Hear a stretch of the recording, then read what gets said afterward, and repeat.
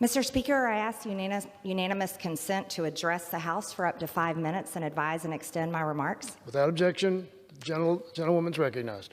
Mr. Speaker, I rise in opposition to the commission to study the events of January 6th, as well as spending $2 billion in security supplemental. The question that comes to mind is this: what about all the riots that happened during the summer of 2020 after the death of George Floyd?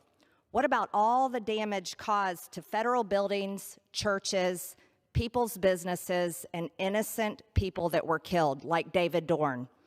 This past summer, Minneapolis city officials estimate 700 buildings were damaged, burned, or destroyed, including 360 local businesses.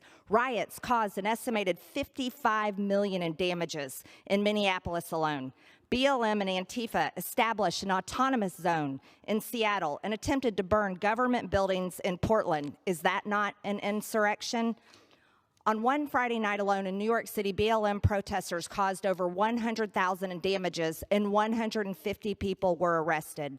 Just one Monday night in Philadelphia resulted in a crowd of 1,000 people looting stores, setting fires in the middle of the street, and 30 police officers injured.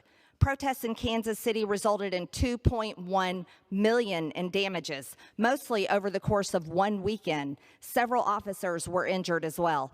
Protests in Wichita, Kansas cost the police department about $1.5 million in overtime. Protests in Salt Lake City cost at least $100,000 in damages. Protests in Denver cost the city at least $5.5 million in damages and overtime. BLM protests in Nashville set a federal courthouse on fire. The destruction is estimated to have cost $1.2 million in damages. Again, is that an insurrection? Protesters in Portland destroyed barriers and attempted to burn down government buildings, resulting in $2.3 million in damages, including $1.6 million in damages to the courthouse downtown. In St. Louis, following the night of violence, buildings were looted, vandalized, and burned. Protesters in Louisville set the courthouse on fire and shot 2 cops, resulting in a state of emergency ordered being declared. Protesters in Kenosha, Wisconsin, injured. Police officers set off fireworks near the building and courthouse and set at least 2 city trucks on fire. In Guilford County, North Carolina, a courthouse was broken into, set on fire, resulting in roughly $200,000 in damages. Protests in Oakland, California, resulted in a courthouse being set on fire and vandalized. The LAPD was defunded by $150 million, and some smaller crime units were eliminated entirely.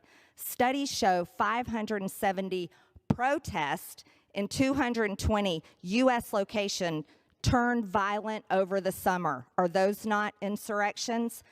The $1+ billion in riot damage is estimated to be the most expensive in insurance history. It resulted in up to $2 billion of damages in 20 cities across the U.S., mostly concentrated in LA, Detroit, Miami, D.C., and New York. Indeed, we should have a commission to study the violent BLM and Antifa mobs that have plagued American cities this past summer, and that's for the American people who, by the way, pay the taxes that fund everything we do here. Also, we should have a security supplemental to fund all the police departments that have been defunded due to the pressure from radical, violent, and socialist groups. We should back the blue because they certainly back us. Also, while it's catch and release for domestic terrorists, Antifa, BLM, the people who breached the Capitol on January 6th are being abused, some even being held for 23 hours a day in solitary confinement. So, Mr. Speaker, my questions are this. Who placed the pipe bombs at the RNC and the DNC, which is an attack on both Republicans and Democrats? Why was President Trump's request on January 5th for 10,000 National Guard denied? And who denied it? And what chain of command did they follow? Also, who killed Ashley Babbitt? And why is that not being revealed? Does her family not deserve justice? And lastly, when will the witch hunt of Donald J. Trump come to an end and all of those who support him? I rest my time. Gentlewoman yields back. The chair recognizes the gentleman from Tennessee, Mr. Burchett, for 5 minutes. Thank you, Mr. Speaker. I rise today to address the House for 5 minutes and to revise and extend my remarks. Gentleman's recognized.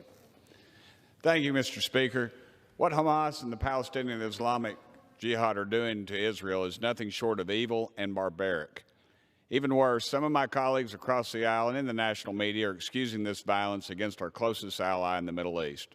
It is a fact that Hamas and the PIJ if they were to lay down their weapons, there would be peace. But if the Israelis laid down theirs, they would be exterminated. There's no secret because these two terrorist groups explicitly say their goal is to wipe Israel off the face of the map, and their actions back up their words, Mr. Speaker.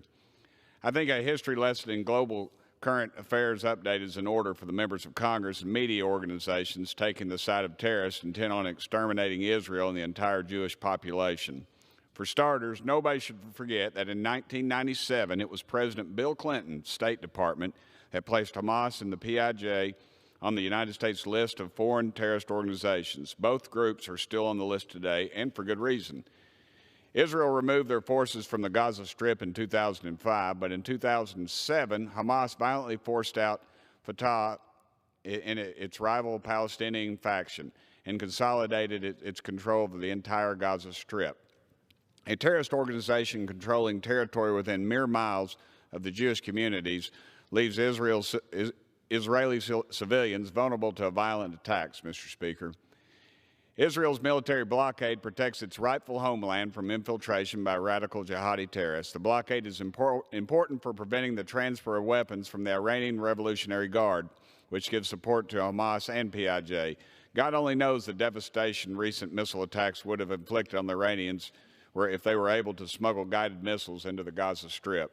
Despite the blockade, Hamas and PIJ still construct their terror tunnels and manufacture their rockets with dual-use materials like concrete, steel, chemicals, fuel, and explosives, and many other things. These materials, which the Israelis allow to pass through their blockade, are meant for infrastructure in Gaza, only to wind up confiscated by the terrorists for their horrific attacks, Mr. Speaker. And if anybody questions the existence of the tunnels for their use, I recommend they go on the next Cadell to Israel to see for themselves. I've been there and stood in them, and they are, in fact, 100% real. This is a dilemma for Israel. They want to improve civilian life in Gaza by letting these important materials pass through its blockade, but they also know their enemies will steal these materials and try to harm Israelis. The violence that began last week came as a result of protests regarding an ongoing Israeli court order to evict Palestinian families from the Sheikh Jarrah neighborhood of Jerusalem. Palestinian Authority President Mahmoud Abbas, who is serving his 16th year of what is supposed to be a 4-year term, Mr. Speaker, called for unrest in the streets. Not to be outdone, Hamas and the PIJ recognized a political opportunity to assume the mantle as prosecutors of all Palestinian people, as protectors, excuse me. These terrorist groups responded by gutlessly and indiscriminately firing over 3,000 missiles since last Monday at hospitals, schools, and other civilian population centers across central and southern Israel. Thankfully, the United States provides Israel with generous military assistance for the Iron Dome and other missile defenses. The system has intercepted 90% of the missiles, 90%, Mr. Speaker. However, there have been 10 Israelis killed, including 2 children. Israel has the right to defend itself from unprovoked terrorist attacks from Hamas, PIJ, and anybody else. The Israelis responded forcefully, actively trying to limit civilian casualties by calling residents in targeted buildings and employing the knock-on-the-roof warnings. This is a courtesy terror groups like Hamas and PIJ do not and will never return. Without these important measures, Mr. Speaker, hundreds more Palestinian civilians would be dead because Hamas and PIJ use commercial and residential buildings to house their military operations and ammunition depots. This disgusting tactic is the reason why the Palestinian death toll is higher and why the lives of dozens of innocent Palestinian children have been lost. These terror groups are more than willing to use their own power and their own people as human shields for the sake of vilifying Israel. And unfortunately, the most radical members of Congress and the American mainstream media have bought this narrative hook, line, and sinker, Mr. Speaker. Hamas and the PIJ are no friends of ours and want the same fate for Israel that so many terrorists want for the United States, the complete and total destruction of democracy. If you are going to blame Israel alone for the recent violence, you are being nothing more than a useful idiot and a publicity tool for the two terrorist organizations. Thank you, Mr. Speaker, and I yield back the remainder of my time. Gentlemen.